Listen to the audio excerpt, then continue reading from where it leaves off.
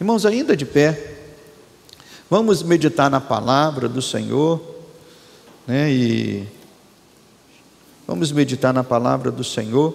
Abra comigo a sua Bíblia no livro de Tiago, capítulo 2. Depois da leitura da palavra, nós vamos orar pela família da nossa irmã Estelina, pedindo que Deus leve consolo à família. E vamos orar também pela nossa irmã Sidneia, que fará a segunda sessão dela do tratamento de quimioterapia nesta próxima terça-feira. Então vamos orar por essas duas coisas também. Mas primeiro, vamos ler a palavra que vai nos servir de base para a meditação desta noite. Abra comigo em Tiago, capítulo 2. Tiago, capítulo 2, a partir do verso 14. Quem já encontrou, diga amém. Meus amados irmãos, qual é o proveito se alguém disser que tem fé, mas não tiver obras? Pode acaso semelhante fé salvá-lo? Se um irmão ou uma irmã estiverem carecidos de roupa e necessitados do alimento cotidiano, e qualquer dentre vós lhe disser: ide em paz, aquecei-vos e fartai-vos, sem contudo lhe dar o necessário para o corpo, qual é o proveito disso? Assim também a fé, se não tiver obras, por si só está morta. Mas alguém dirá: tu tens a fé, eu tenho as obras. Mostra-me essa tua fé sem as obras, e eu com as obras te mostrarei a minha fé. Crês tu que Deus é um só?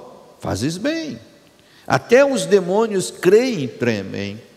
Queres, pois, ficar certo, ó homem insensato, de que a fé sem obras é inoperante? Não foi por obras que Abraão, o nosso pai, foi justificado, quando ofereceu sobre o altar o próprio filho Isaque?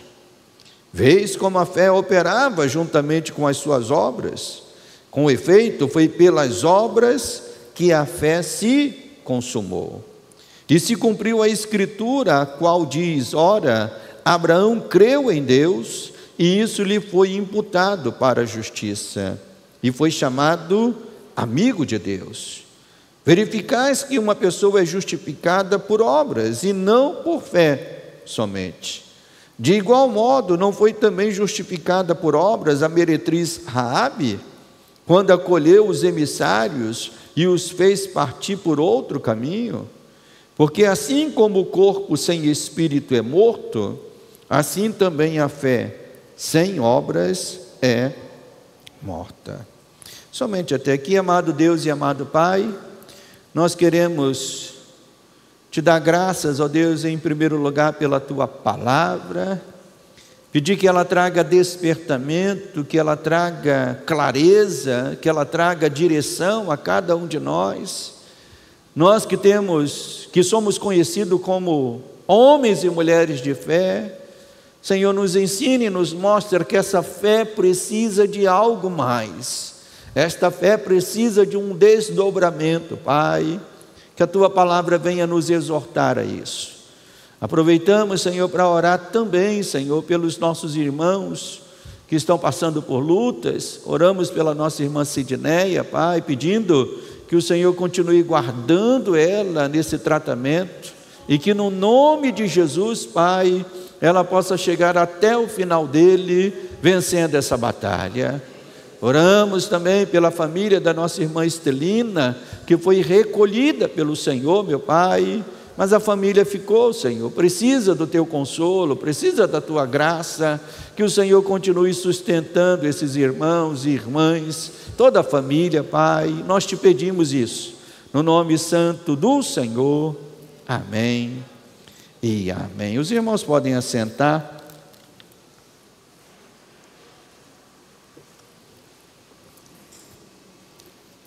O título da nossa palavra hoje é Materializando a Fé.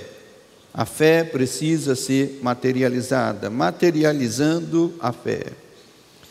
Conta-se, meus irmãos, que quando as tropas britânicas deixaram o norte do Paquistão, no final do século XIX, após uma briga acirrada com a tribo dos Pathans, né, uma tribo grande na época, muito grande, que vivia no Paquistão, né?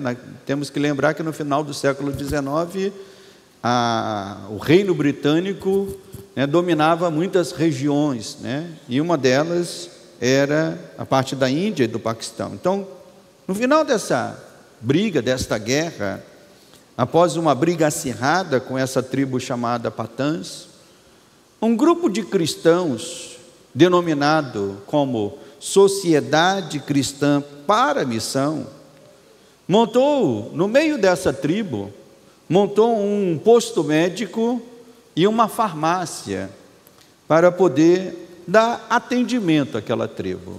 Então imagine, estavam em guerras, a guerra acabou e uma parte daquele, ou pelo menos cidadãos daquele outro país que estava em guerra com aquela tribo, esses cidadãos cristãos, médicos, enfermeiros, decidiram montar um posto médico para poder dar atendimento. Mas nos primeiros dias, irmãos, os médicos não conseguiram atender ninguém daquela tribo, pois aquelas pessoas estavam desconfiadas. Aquelas pessoas estavam pensando que aqueles médicos agora estavam usando uma estratégia diferente. Se não nos puderam vencer com as armas, agora vão nos vencer com venenos, com remédios que vão nos matar. Então esse era o pensamento que estava ali naquela tribo. Mas passados alguns meses, num determinado dia, né, o médico que estava lá nesse posto de atendimento, o médico acorda e escuta um barulho estranho na sua porta, né? E quando ele abre a porta, era um cachorro. Um cachorro que foi deixado na porta do posto médico, com a pata quebrada, um cachorro que estava sujo, com a pata quebrada. E esse médico estranhou, pegou o cachorro, trouxe para dentro do posto médico, endireitou a pata do cachorro, limpou o cachorro, colocou uma faixa no cachorro e soltou o cachorro. E o cachorro foi de volta para a vila e todos ficaram surpresos com isso, porque entenderam o seguinte: se ele foi capaz de cuidar de um cachorro, ele de fato será capaz de cuidar de quê, meus irmãos? Da gente.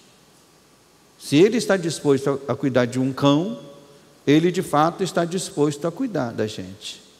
E isso foi o que deu o pontapé para que os atendimentos começassem a acontecer. A desconfiança foi vencida, a desconfiança foi superada e dali por diante os atendimentos começaram a acontecer. Irmãos, todos nós sabemos que a força de um gesto fala muitas vezes mais alto do que a força das palavras. Um homem de Deus disse certa vez, né? As palavras movem pessoas, mas os exemplos arrastam multidões. A igreja do nosso tempo, meus irmãos, ela tem restringido a sua fé simplesmente a esse lugar, aos templos, às reuniões onde nós nos reunimos, né? Nós entendemos, e quando eu falo nós entendemos, estou dizendo da igreja moderna, não estou dizendo da igreja local, mas estou dizendo da igreja moderna, a igreja como um todo. A igreja moderna entende que o lugar de se demonstrar a fé é esse lugar, ou simplesmente esse lugar. Mas nós precisamos compreender, meus irmãos, que desde a hora que nós acordamos até a hora que nós vamos repousar, nós somos uma pregação viva de Deus. Você é uma pregação viva de Deus, em todos os lugares que você vai, em todos os momentos. Nossas atitudes, nossas palavras, nossas opiniões, nossas posições sobre diversos testemunhos ou temas, testemunham a respeito do nosso Senhor e Salvador. Um crente, ele nunca está em algum lugar, vamos assim dizer, isento da sua posição de crente. Dentro da família, ele é um crente. No seu trabalho, ele é um crente. Se ele trabalha num posto de gasolina, se ele trabalha num balcão de um comércio, ele é um crente em todo o tempo. Então, nós, em todo o tempo, nossas opiniões, nossas palavras, nossas atitudes testemunham a respeito do nosso Senhor e Salvador. Então, nossa pregação neste mundo, meus irmãos, ela será um fracasso, e talvez seja essa a razão por que a pregação do Evangelho não tem atingido tanta gente. Porque a pregação do Evangelho, ou a fé, tem sido restrita apenas aos púlpitos. A nossa pregação precisa impregnar este mundo. E a nossa pregação, quando eu falo, não é só a pregação verbal. Eu estou dizendo da nossa pregação também movida pelas nossas atitudes. Então, a nossa pregação precisa impregnar este mundo. De que maneira, pastor? Com verdadeiro amor, com verdadeira misericórdia, com temor e com arrependimento dos nossos pecados. Se você perceber, as nossas lembranças de pessoas do passado são geralmente as lembranças mais vivas, são lembranças daquilo que pessoas fizeram por nós ou conosco, muito mais do que suas palavras. As nossas lembranças tendem a lembrar as ações das pessoas. E o apóstolo Tiago, ele está aqui nesse texto cobrando uma posição da igreja. E veja que isso é nos primeiros anos da fé cristã. A igreja já estava indo para essa tendência já nos primeiros anos, de uma fé teórica, de uma fé sem obras, de uma fé sem frutos. E Tiago cobra aqui, o apóstolo Tiago cobra uma posição da igreja do seu tempo com respeito às obras que todos nós cristãos precisamos realizar enquanto estamos aqui nesta terra. Nós somos chamados a revelar as obras da fé que nós professamos, os frutos da fé que nós professamos. E nesse sentido, irmãos, não pode haver um comodismo, não pode haver um relaxamento, não pode haver um descompromisso, meus irmãos. E eu diria que especialmente com este mundo. Este mundo foi um mundo criado por Deus. Este mundo, como nós temos pregado aqui aos domingos pela manhã, os eleitos de Deus estão espalhados por este mundo. Eleitos que precisam ouvir o Evangelho. Eleitos que precisam ouvir a palavra. Então nós precisamos ter um compromisso também com este mundo, com esta humanidade que precisa urgentemente conhecer o Jesus que nós conhecemos, que precisam conhecer o Jesus que nós possuímos, o Jesus que nós estamos aqui, domingo após domingo, adorando a esse Jesus. Essa humanidade que está lá fora precisa conhecer Jesus. Então eu desejo nesta noite, meus irmãos, que esta palavra venha trazer um despertamento a todos nós. Que despertamento, pastor? A vivermos uma vida de fé acompanhada de obras. Uma vida de fé que vá além da teoria, uma vida de fé que revele as obras. Amém, meus irmãos? Certa vez, um colega de trabalho, eu já contei isso aqui na igreja recentemente, mas um colega de trabalho me disse que ficou aborrecido, pois estava dentro de um trem, quando de repente foi surpreendido por um barulho no vagão, e esse barulho no vagão era um barulho de caixa de som, que foi trazida por uns evangelistas e que estavam pregando no trem. Esse colega de trabalho ficou aborrecido com isso, Mas eu entendo que isso é uma parte do que temos que fazer. Na verdade, quando nós falamos de evangelismo, e nós precisamos, e uma das obras que é dada à igreja fazer, é a obra de evangelizar. Eu pergunto aos irmãos, se a igreja deixar de evangelizar, quem vai fazer isso? Eu vou fazer a pergunta de novo. Se a igreja deixar de evangelizar, quem é que vai fazer isso? Nós não podemos nos acomodar em estarmos neste lugar, mas a nossa intenção neste mundo tem que ser uma intenção evangelística constantemente. Nós temos um trabalho, né, aqui na igreja de evangelismo. O irmão Marcelo está por aí? Não, né? Está lá. É esse sábado agora? Foi no outro? Nesse próximo sábado vai ter de novo, né? Então, esse próximo sábado tem de novo, evangelismo. Acontece no segundo e no quarto sábado, não é isso, Marcelo? Segundo sábado, quarto sábado acontece o evangelismo, né? E essa é uma das formas que nós temos de fazer isso, né? Uma forma, eu diria que mais tradicional, entregar folheto, né? Nós fazemos isso, fazendo um culto ao ar livre. Quem se lembra aí dos cultos de ar livre? Quem já participou de culto de ar livre, né? Hoje, era uma época que não tinha as tecnologias que nós temos hoje, não tinha. Hoje muitos querem ser pregador de rede social. Ser pregador de rede social é fácil, né? Está lá, no conforto, tem a sua utilidade, mas a gente não pode restringir somente a uma maneira só. Me lembro do ar livre que nós fazíamos. Íamos para as praças, levava a caixa de som, né, começava a evangelizar ali em volta e começava a fazer, então, ar livre, entrega de folheto, né, o evangelismo nos hospitais. Quem já fez evangelismo nos hospitais aí? É algo maravilhoso. Mas nós precisamos entender, irmãos, que evangelizar é a missão principal da igreja. Foi dada uma ordem por Jesus aos discípulos, né? Ide por todo o mundo e fazer o que, meus irmãos? E pregai o evangelho, né? Anunciai o evangelho. Então é comum vermos hoje, né, quando nós fazemos isso, pessoas até mesmo que rejeitam, e às vezes até isso dentro de uma própria família, pessoas que rejeitam a pregação que aquela pessoa está fazendo. E por que fazem isso? Porque às vezes as pessoas estão falando de Jesus, mas não estão vivendo com Jesus.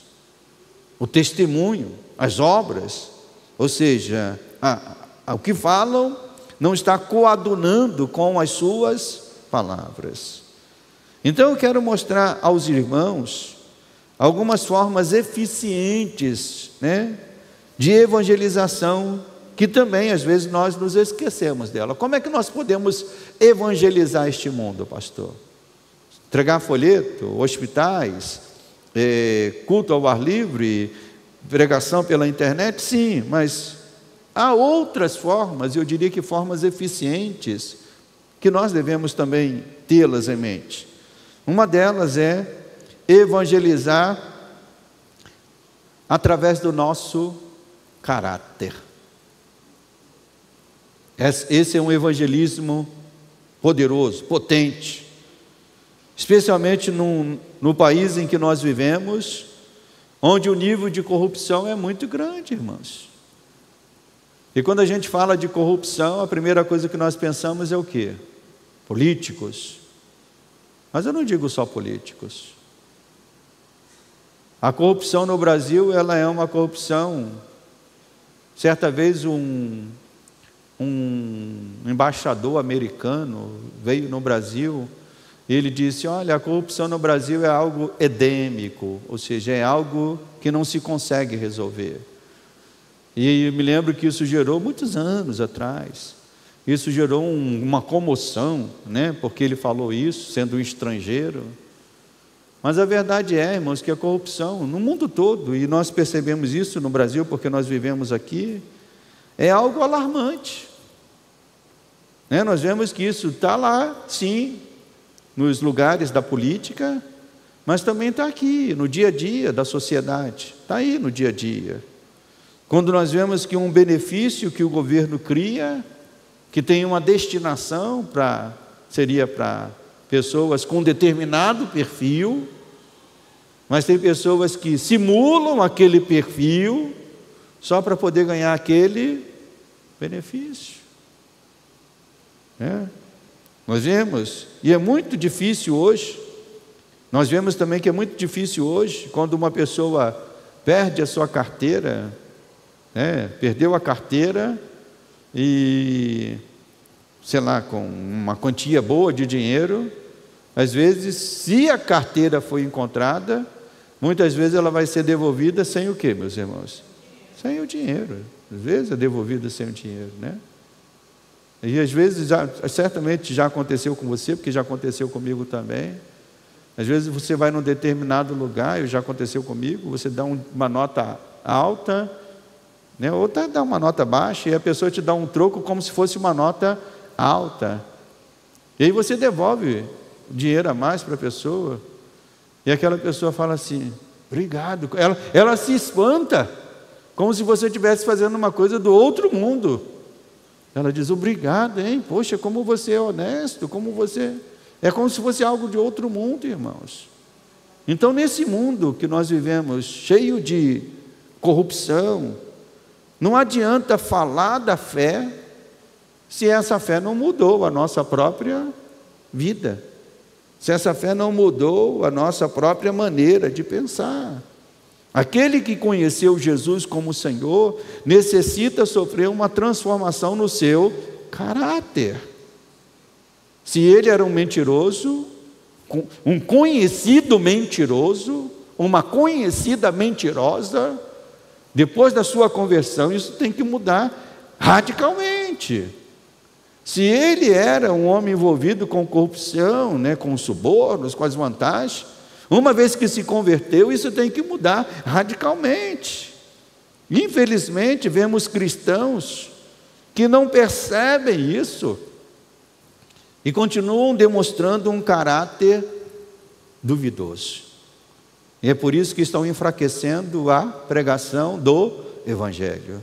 E quando eu falo pregação do Evangelho, mais uma vez eu destaco aqui, não uma pregação só verbal, irmãos, mas a pregação também com as nossas atitudes. Então, evangelizar através do nosso caráter. Segundo, evangelizar através do nosso amor. As pessoas neste mundo estão carentes de amor. Quem concorda com o pastor? As pessoas neste mundo estão carentes do amor. E o apóstolo João descreve Deus como o próprio amor. Ele diz, Deus é amor, o próprio amor. Então, quando nós demonstramos amor, meus irmãos, nós estamos demonstrando quem? Quem é que nós estamos demonstrando? O próprio Deus. E quando nós falamos do amor, o amor é uma linguagem conhecida. Você pode ser um estrangeiro, você pode viajar lá para fora, está num país onde a língua é diferente. Mas se alguém demonstrar amor para você, mesmo não falando a tua língua, você vai entender essa linguagem do amor. Sim ou não, meus irmãos? Porque o amor é algo universal. Uma criança consegue discernir quem a ama e mais. Até um cachorro sabe discernir quem gosta dele ou quem não gosta. É ou não é, mesmo? Quem tem cachorro aí? Quem tem cachorro, eu não tenho cachorro, mas quem tem cachorro sabe, Sabe até discernir quem gosta dele, quem não gosta. E esta é a maior obra que a igreja precisa realizar. Demonstrar o amor de Deus. E nós temos perdido um pouco disso. A igreja por muito tempo foi conhecida como um lugar de amor, um lugar de demonstrar amor. Quando eu falo a igreja, não só esse lugar. Quando eu falo da igreja viva, da igreja que anda, da igreja que está inserida na sociedade. De demonstrar amor aos doentes deste mundo.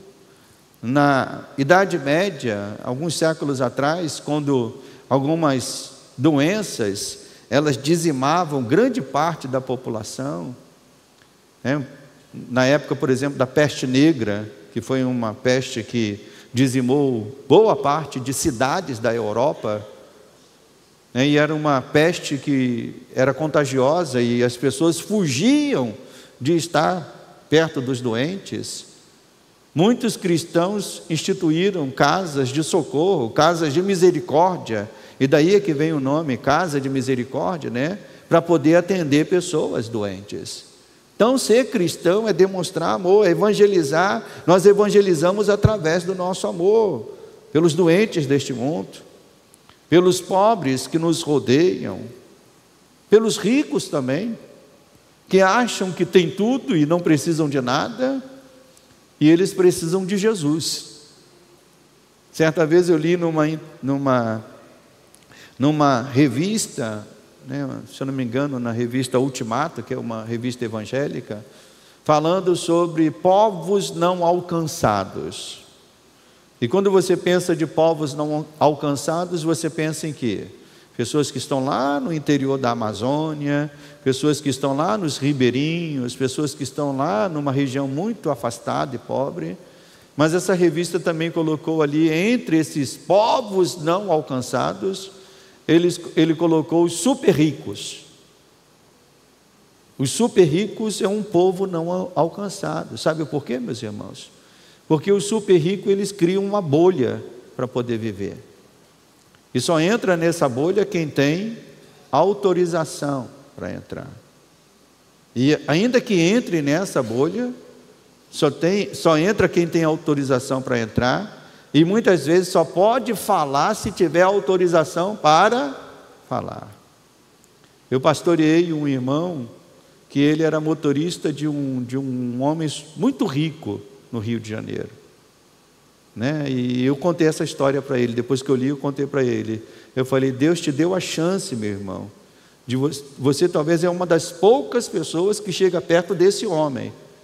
E chegando perto desse homem, aproveite cada oportunidade para falar de Jesus ou revelar Jesus para ele. E ele falava: pastor, de fato o que o pastor está dizendo é verdade, porque eu entro para dirigir o carro dele e eu só falo com ele se ele se demonstrar que está ali aberto para conversar.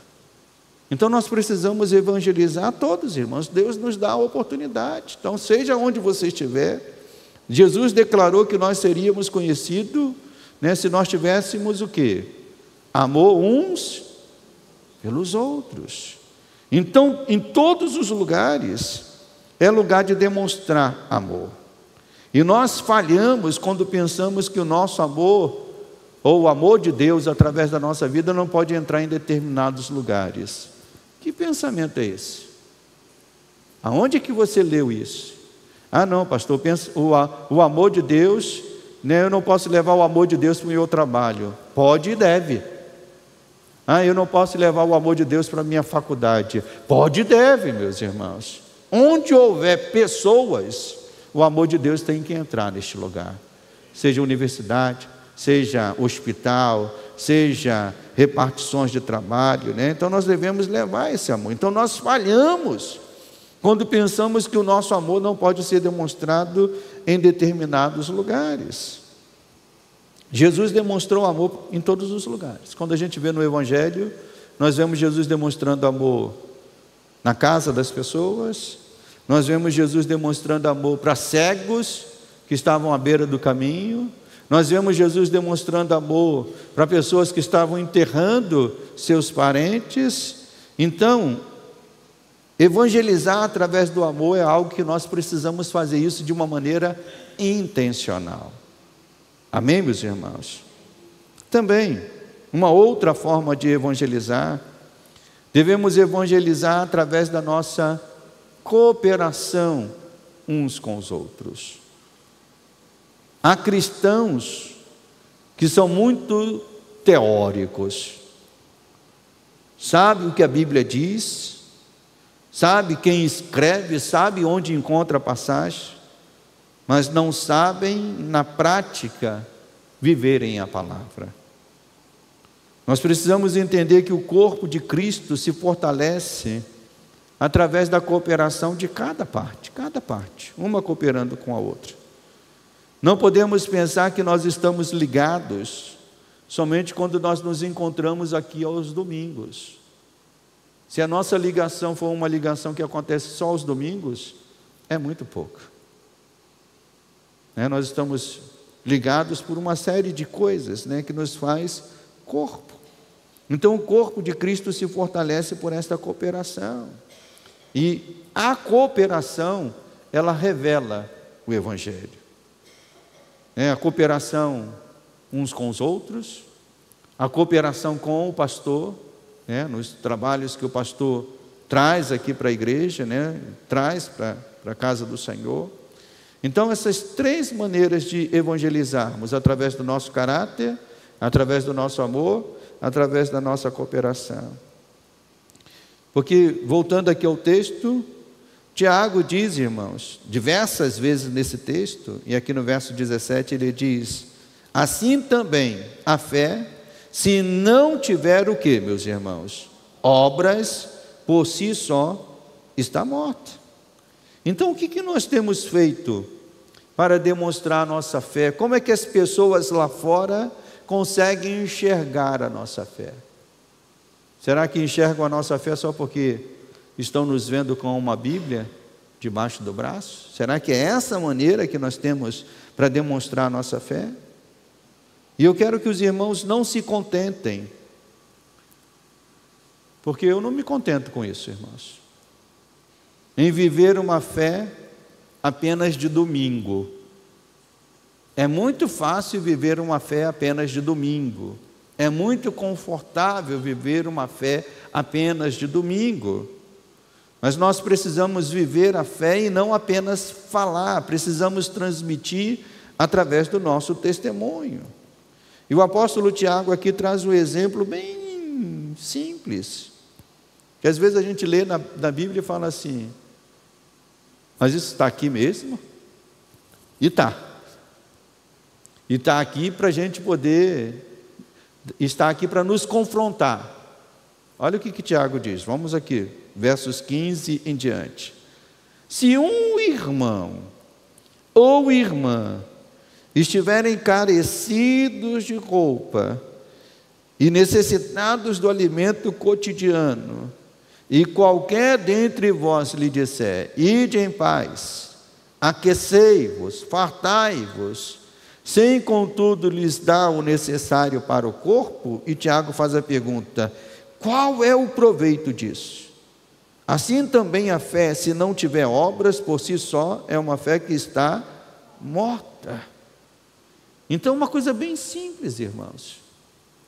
Se tiver entre nós uma pessoa necessitada de roupa, se tiver entre nós uma pessoa necessitada de alimentos, e isso chegar aos nossos ouvidos, nós não podemos deixar passar isso em branco, porque se deixarmos passar isso em branco, nós não somos tidos como pessoas de verdadeira fé. Nos enganamos quando pensamos que a demonstração de fé é algo mirabolante. Olha como fulano tem fé, olha como ele ora, olha como o milagre acontece através da vida dele. Não é esse exemplo que Tiago está usando. O exemplo é bem básico, não é uma coisa mirabolante, uma coisa espantosa, um livramento. Nós precisamos entender que a fé, a verdadeira fé, ela precisa ser vestida. E qual é o vestimento da fé? O que veste a fé? As obras. Aquilo que nós fazemos, as nossas atitudes, as nossas obras, Nós evangélicos, temos nos tornado uma grande massa no Brasil. Os últimos dados do IBGE dizem que a população brasileira está, eu não sei ainda, não sei o último percentual, mas provavelmente quase que a metade da população brasileira é formada de evangélicos.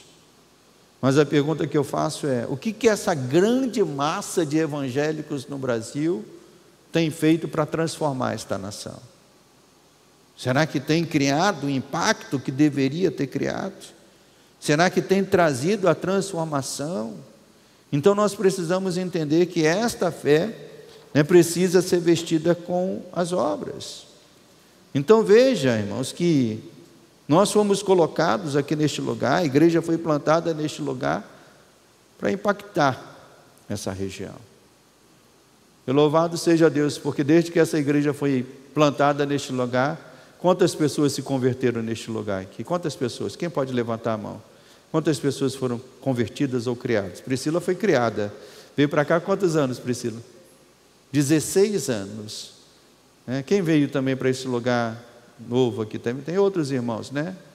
Foi ali a irmã, a Thaís também, né? Nova, né? Então, esse lugar então foi colocado aqui para transformar vidas, impactar esse lugar. Impactar, quando eu falo esse lugar, essa região. E louvado seja Deus por isso. Quantos casamentos foram salvos por meio da obra neste lugar? Quantos jovens não foram para uma determinada direção, estão servindo a Deus, porque Deus colocou esta obra neste lugar. Então, Deus plantou a igreja neste lugar para fazer a diferença, pregando o Evangelho, buscando cuidar, buscando tratar das vidas que estão aqui em volta. Mas existem cristãos que se contentam em viver uma fé morta, em viver uma fé, diria que superficial. Vão e vêm do mesmo jeito, escutam e nada aprende, oram, mas nada muda na vida deles. Que fé é essa, irmãos? Que fé é essa? De pessoas que estão orando e nada muda. De pessoas que estão escutando a palavra, mas nada aprende. Mas em contrapartida, graças a Deus por isso, há cristãos que tiveram uma vida transformada. Você pode dizer isso? Glória a Deus por isso. Glória a Deus por isso. Tiveram uma vida transformada. Largaram vícios, tiveram um temperamento explosivo transformado. Eu não vou pedir para quem tinha um temperamento explosivo que foi transformado levantar a mão, mas você sabe, né? Quem tinha esse temperamento foi transformado. Pessoas que se comprometeram em trabalhar para Deus. E estas são as obras, irmãos, que precisam ser encontradas em nossas vidas, encontradas na nossa igreja. Então eu creio que o grande desafio para a nossa fé é não deixar que o mundo venha transformar a igreja. É o contrário. É a igreja que precisa levar a palavra que transforma este mundo. Não permitir que o mundo venha transformar a nossa visão cristã, nos fazendo uma igreja simplesmente religiosa. Infelizmente a igreja tem aceitado e até aberto a porta para influências mundanas. Mas o nosso desafio, como diz o apóstolo Paulo, é não deixar que a mente do mundo transforme a igreja. Mas Paulo dá a exortação, que nós não devemos nos conformar com este século, mas renovar, através de quê, meus irmãos? Da renovação da nossa mente. E a renovação da nossa mente vem por meio da palavra, através desta fé. E nós vemos que o próprio Jesus não fazia acepção de pessoas. O próprio Jesus, ele esteve entre prostitutas, entre ladrões, entre pescadores, entre leprosos, sempre com uma finalidade. Qual era a finalidade dele? Anunciar o reino de Deus, falar do reino de Deus, proclamar o reino de Deus. Como eu disse no início, irmãos, nossa fé precisa extrapolar as paredes do santuário. A nossa fé precisa se revelar lá fora. Então, que tal? E essa é a exortação. Que tal vivermos a nossa fé além dessas paredes? Que tal mostrarmos Jesus através das nossas obras. Do que vale uma fé que ninguém consegue ver essa fé em nós? De que vale essa fé? É isso que Tiago está dizendo aqui, né? De que vale? Ele está dizendo no final do verso 14. Que proveito? Qual é o proveito disso? Do que vale uma fé sem obras? Do que vale a gente se reunir todo domingo aqui, cantar louvores, se isso não impactar a nossa família, não impactar a nossa sociedade, não impactar esse tempo que nós vivemos? De que vale isso? Será uma fé sem obras, uma fé sem impacto. Então nós precisamos entender que o Evangelho é algo vivo, algo prático. É bobagem quando alguém diz que a fé não pode ser medida. E tem pessoas que justificam, né, dizendo assim: ninguém pode medir a minha fé. Pode sim. A fé pode ser medida. Pode ser medida, como diz a própria palavra, através das nossas atitudes, da maneira que nós vivemos, da maneira que nós demonstramos a nossa fé. Obviamente que quando nós falamos dessas obras, e aqui é importante destacar isso, alguém pode ouvir isso e falar assim: pastor está falando de obras no sentido de salvação. Não, nós estamos falando de obras que acompanham a fé. Quem hoje veio pela manhã ouviu a palavra que eu preguei o quê? A regeneração precede a fé, né? A regeneração precede a fé. Então, quando nós falamos dessas obras que acompanham a fé, aqui nesse texto, nós precisamos fazer uma distinção entre elas. Preste atenção nisso. Há dois tipos de obras que a Bíblia nos ensina: obras meritórias e obras probatórias. Obras, o que Tiago está escrevendo aqui, está escrevendo sobre as obras que provam a nossa fé. Então essas obras são obras probatórias, a comprovação de que uma pessoa tem fé. Mas Tiago não está falando aqui de obras como obras que produzem a nossa salvação, porque essas obras que produzem a nossa salvação são obras meritórias, e elas não são encontradas em nós. Elas só podem ser encontradas em quem, irmãos? Em quem que elas podem ser encontradas? Em Cristo Jesus. Então a nossa salvação é resultado da obra de Cristo na cruz. As nossas obras são consequências desta obra que Ele fez. Então a sequência seria essa: obras de Cristo, regeneração, fé em nós, e a consequência, as nossas obras. As nossas obras não estão no início, as nossas obras estão no final. A primeira obra, a obra que starta tudo, é a obra de Cristo na cruz. É ela que startou a nossa salvação. Uma vez que startou a nossa salvação, gerou em nós fé. E gerando fé em nós, aí sim nós agora podemos produzir obras. Obras que glorificam o Senhor. No passado, alguns até acharam que havia uma contradição entre aquilo que Tiago e Paulo escreveram, né? Conta-se que Lutero foi um daqueles que queria tirar o livro de Tiago da Bíblia. Olha só, o próprio Lutero, ele queria tirar o livro de Tiago da Bíblia porque achava que Tiago contradizia o que Paulo estava dizendo. Graças a Deus que teve pessoas que controlaram isso, né? Porque mostraram o quê? São duas obras diferentes. Essas obras somos nós que temos que produzir. Que obras, pastor? Obras que demonstram a nossa fé. Amém, igreja? Então, uma vez firmados nesta salvação que vem de Cristo, nós temos que demonstrar a nossa fé ao mundo. Então, muitos se enganam, achando que as grandes demonstrações de fé, irmãos, e a gente precisa quebrar com essa mentalidade. Uma mentalidade que domina a igreja no nosso país, no mundo até, e também aqui no nosso país. Muitos acham que as grandes demonstrações de fé é encher um Maracanã de crentes. Ah, pastor, a gente precisa fazer uma grande demonstração de fé. Vamos encher o Maracanã de crente.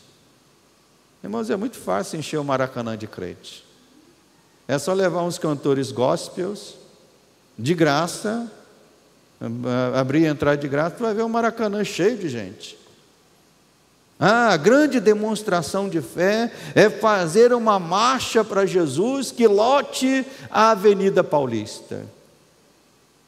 E isso acontece todos os anos. Cheio de políticos, cheio de gente fazendo discurso político. Fizemos uma grande demonstração de fé. Fizeram nada. As grandes demonstrações de fé, meus irmãos, eu entendo pela palavra que são outras. Elas muitas vezes são discretas. Muitas vezes elas são pouco conhecidas. As grandes demonstrações de fé, muitas vezes estão nos lares. Talvez o maior palco, onde as grandes demonstrações de fé acontece nos lares. Quando a mulher, quando a irmã crente, não perde a alegria de servir a Cristo, mesmo quando o marido não é crente. Isso é uma grande demonstração de fé. Ontem, a irmã Delma estava dando o testemunho dela ali, que muito nos abençoou, irmã, do tempo que a irmã ficou orando por esse varão aí do teu lado. Varão duro, hein, rapaz? Ô Marco, tu foi duro, hein, meu irmão, Mas está ali hoje, junto com o esposo, alegre. Quem passou por essa experiência? Irmã Cristina, irmão Luiz, irmãos, irmã também. Isso é demonstração de fé, irmãos. É de não desistir, é de não parar, é de dizer, eu vou continuar. Isso é grande demonstração de fé. A grande demonstração de fé está na perseverança daquele que prossegue confiando em Deus, mesmo diante de uma enfermidade. E muitos irmãos estão aqui demonstrando fé. Isso para mim é fé. De pessoas que estão passando por um processo de tratamento, e às vezes um tratamento agressivo, às vezes um tratamento debilitante, mas essas pessoas estão demonstrando fé, confiança no Senhor. Então são estas demonstrações de fé, meus irmãos, que Deus espera em todos nós. Se quiser ir no Maracanã, pode ir no Maracanã. Se quiser ir na Avenida Paulista, pode ir na Avenida Paulista. Mas não deixe de demonstrar a tua fé no dia a dia. Porque a fé sem obras é uma fé morta. Amém, meus irmãos? Vamos nos colocar de pé. Vamos pedir a Deus que nos desperte para isso. Para que demonstremos a nossa fé em todo o tempo. E entenda, essa palavra é uma palavra de exortação e despertamento. Para você demonstrar a fé neste lugar é muito tranquilo. É muito bom demonstrar fé no meio de crente. É ou não é, meus irmãos? É muito fácil demonstrar fé. Mas Deus te chama a demonstrar fé depois daquelas portas ali de vidro. Lá no teu trabalho, lá na tua faculdade, lá no meio de pessoas que não são crentes. É lá que a nossa fé tem que revelar as obras que glorificam e exaltam o nome do Senhor. Feche os teus olhos. Amado Deus e amado Pai, nós queremos te bendizer, meu Deus, por esta palavra que nos desperta e nos lembra da necessidade de uma fé que produza obras, não obras meritórias, porque sabemos que as obras meritórias só podem vir de Jesus. É Ele que é, ó Deus, a garantia da nossa salvação. É Ele que é o fundamento da nossa salvação. Mas como escreveu Tiago e também o apóstolo Paulo, Senhor, que fomos salvos não por obras, mas depois o apóstolo Paulo acrescenta que nós fomos salvos para as boas obras, para que elas se revelem em nós, para que elas sejam demonstradas em nós. Então, Senhor, eu oro para que cada irmão e irmã que está aqui na tua casa nesta noite saia daqui preparado, meu Pai, para demonstrar uma fé cheia de obras, obras que glorificam o teu nome, obras que vão glorificar o teu nome em cada lar aqui representado, que vão glorificar o teu nome em cada casamento aqui, ó Deus, manifestado, que vão manifestar a tua glória, ó Deus, no ambiente de trabalho, no ambiente estudantil. Meu Deus, que a glória do teu nome seja manifesta, Pai, através da fé e das obras que cada filho, filha do Senhor vai demonstrar e vai revelar neste mundo. Por isso, Senhor, nos leva a viver esta fé que produza frutos e produza glória ao teu nome, no nome